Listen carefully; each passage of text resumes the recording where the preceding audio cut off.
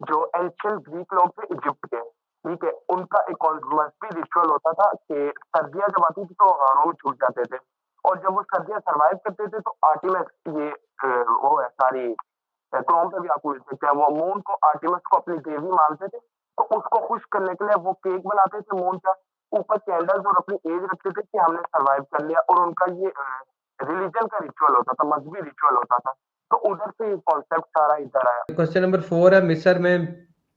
ایک قبیلہ ہے، وہاں پر سردی میں سروائیو کرنے کے بعد وہ مذہبی اپنی رسم کے طور پر جو بولتے تھے اور کینڈل کے اوپر جو ہے وہ کیک لگاتے تھے بڑی عمر والوں کے لیے، تو برتھ ڈے وہاں سے شروع ہوا ہے، تو ان کی مذہبی رسم تھی، تو کیا ان کی مشابہت نہیں ہوگی جو مسلمان برتھ ڈے اگر منائیں گے تو؟ دیکھیں مشابہت تو تب ہوگی جب مذہبی ایکٹیویٹی کے طور پہ کوئی کرتا ہے، واقعی پھر تو مشابہت ہوگی، اور پھر تو نہیں کرنی چاہیے، لیکن ہمارے ہاں جو یہ سارے معاملات چل رہے ہوتے ہیں وہ اس مشابہت کے طور پہ، مذہبی ایکٹیویٹی کے طور پہ نہیں چل رہے ہوتے، تو اس لیے اس کیٹیگری میں فال نہیں کرتی یہ چیز۔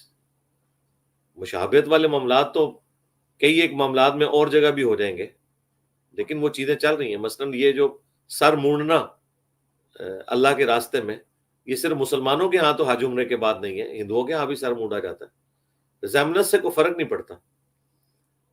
حالانکہ یہ تو مذہبی ایکٹیویٹی، یہاں تو ہمارے پاس ثبوت بھی موجود ہے، لیکن کینڈلز والی ایکٹیویٹی میں آپ کے ساتھ ہوں کہ اگر واقعی اگر کوئی شخص مذہبی ایکٹیویٹی کے طور پر برتھ ڈے مناتا ہے تو ہم اسے غلط ہی سمجھتے ہیں، اور بائی دا وے میں نے آج تک نہیں منائی اپنی برتھ ڈے، یہ ذہن میں رکھیے گا، ہاں،